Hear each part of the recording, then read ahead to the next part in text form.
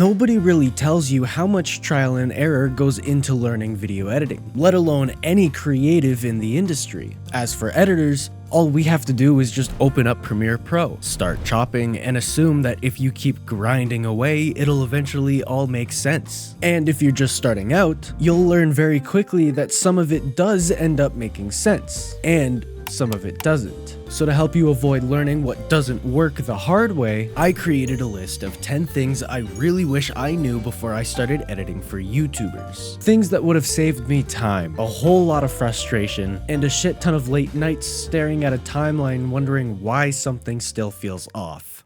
Tip 1. Editing is about decisions, not tools. When I first started out, I thought the word progress meant learning more tools quickly enough. New effects, better transitions, more plugins, more presets. The more the better mentality. But none of that actually makes you a better editor in the long term. Editing is all about decision making. It's choosing what matters and when to cut everything else out. It's about deciding how long a single shot should hold on screen, or when to let a moment breathe. And most importantly, when to move on before the viewer gets bored. Think of it like a canvas. Premiere Pro is just the canvas where those decisions appear on. You can spend all the time in the world mastering each feature in Premiere, and you'll still struggle if you don't understand the why behind your decision making. Once I stopped chasing knowledge on tools and started asking the right questions like, what does this moment need? My edits became clearer, faster, and way more confident.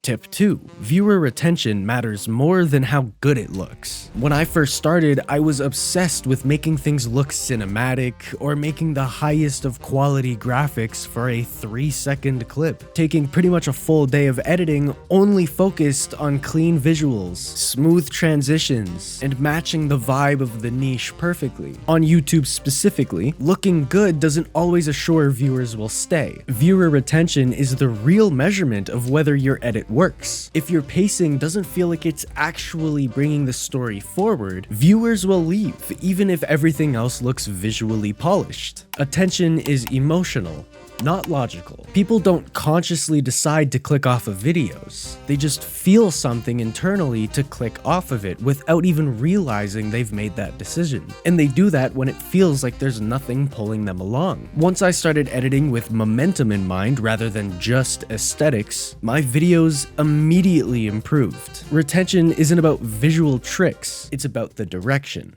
Tip 3. Planning before the timeline saves hours. For a really long time, my entire workflow was opening Premiere, dumping all the footage I receive into a timeline, and then diving headfirst into the edit. Sometimes it worked, especially with smaller time-inducing videos. But majority of the time, it ends up leaving you with a whole lot of frustration. Just the slightest change of plans from the client can ruin all progress made. But knowing how the video starts, where it's headed, or what the outro is like, it gives the edit an immediate backbone. Use Premiere's markers, outline each section, or just mentally mapping out the flow makes the timeline and intention feel way less chaotic. One thing that I like to do with my process, once I receive the raw footage, I'll sit there and watch through all of it, matching it up with the script, and getting a good idea of what the final product should look like. Then I'll go to sleep not touching the project until the very next day, already knowing what to do step by step. This only makes things move a whole lot quicker. But not only that, you're just a lot more familiar with what you're working with. Planning doesn't kill your creativity, and throwing yourself headfirst into a project you still don't fully understand assures nothing but boxing in your creativity throughout your process. Making a plan gives you something to push against, instead of guessing your way through. Hey, by the way, if this video is already helping you think a little differently about editing, consider subscribing. I'm always making sure I post when there's something worth sharing. Editing, pacing, and building better videos. If that sounds useful, you'll definitely get some value out of this next tip.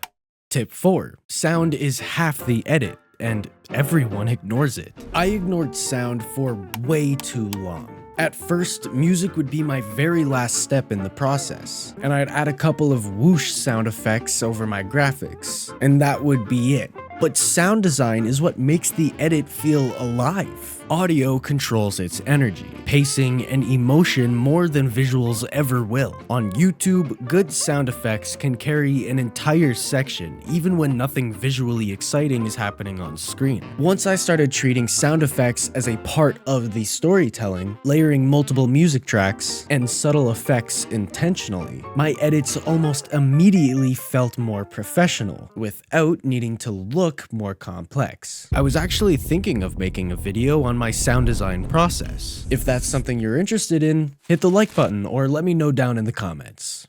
Tip 5. Cutting faster doesn't mean editing faster. I used to think that being a fast editor meant clicking more and getting through the timeline quicker, but that's not how it works. Editing faster means thinking faster. Knowing what doesn't belong in the edit saves way more time than some keyboard shortcut. The more you trust your taste and skill, the less time you spend second guessing every cut you make. And this kind of loops back to tip number 1, asking the right questions like what does this moment need? That will save you time, rather than trial and error trying to guess what fits that vibe in that section. I've said this before in other videos, but it's true. Speed comes from clarity. When you know what the video is trying to say, the edit practically moves itself forward. Tip 6. Most footage you shoot will never be used. This one can actually hurt your quality. A lot of time is spent shooting footage, especially for larger channels where it feels like the camera never stops rolling. And I know it feels wrong to cut most of it out in post-production, but that's just the job of the editor. Not every clip shot deserves its place in the final, especially on YouTube where attention itself is limited. Good editors aren't the ones who use everything they shot. They're the ones who know what to let go of. Cutting good footage in service of making a better video is a skill. Tip 7. Consistency beats complexity on YouTube. When it came to YouTube specifically, I thought that every video I made needed to be bigger and better than the last. More effects, more layers, more complexity.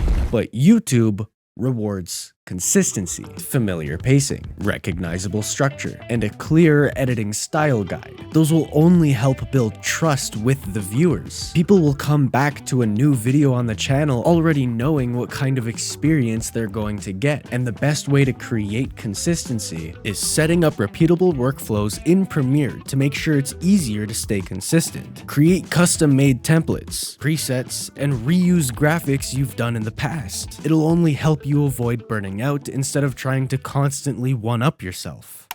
Tip 8. Organization is a creative skill. I personally ignored organization in the first couple of months when I first started, and I had to learn why that's wrong the hard way. For example, my first big project that I worked on with a team, we'd be sending project files back and forth, and I would always send back messy bins, unlabeled sequences, and cluttered timelines. Trust me when I say, that doesn't look professional at all. Organization also isn't just about keeping files neat. It directly affects how creative you can be. When your project is clean, you spend a lot less time searching and more time experimenting. You make better decisions because your brain isn't overloaded looking at all of these messy bins, thinking, I don't even know where I got that animation from. I like to think of it as the alphabet, scattered around, and then trying to sing the ABC's song, but only when you find the next letter in the jumble. A clean timeline gives you mental space to actually focus on the video's storytelling.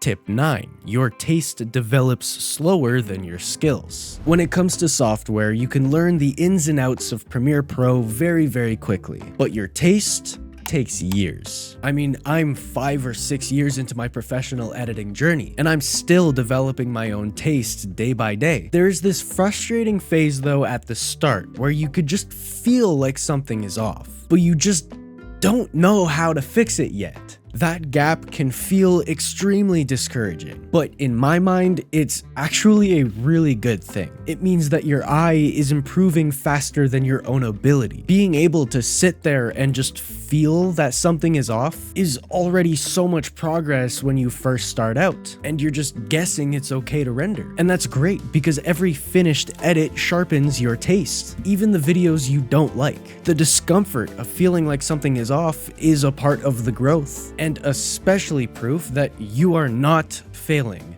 you are progressing. Tip 10. Finishing projects matters more than perfecting them. Our last and final tip, and I saved the best for last because I wish I knew this over everything else. Finishing edits is how you grow. Not going past deadlines to continue polishing the timeline endlessly. Not waiting for the perfect B-roll idea. Just wrapping up that version matters the most. Every completed version teaches you something new about pacing, structure, and your own bad habits. Momentum comes from completion, while perfection kills progress. And I get you. As a fellow perfectionist, this one took long to get used to. So getting it out of the way first can help you avoid any roadblocks long-term in your career. If you're still early in your editing journey, just know this, that feeling lost is completely normal. Confusion in the process means you care. Frustration means you're building your taste. And every finished project moves you forward, especially during the times where it doesn't feel like it. Premiere Pro is just a tool, and YouTube is just a platform. The real progress happens every time you decide to sit down and choose to create. If this video helped at all, let me know down in the comments where you're at in your editing journey. And if you have any other tips that can help fellow editors, be sure to throw those down as well. I really appreciate you for watching all the way to the end of the video. And again, the rest are just tools.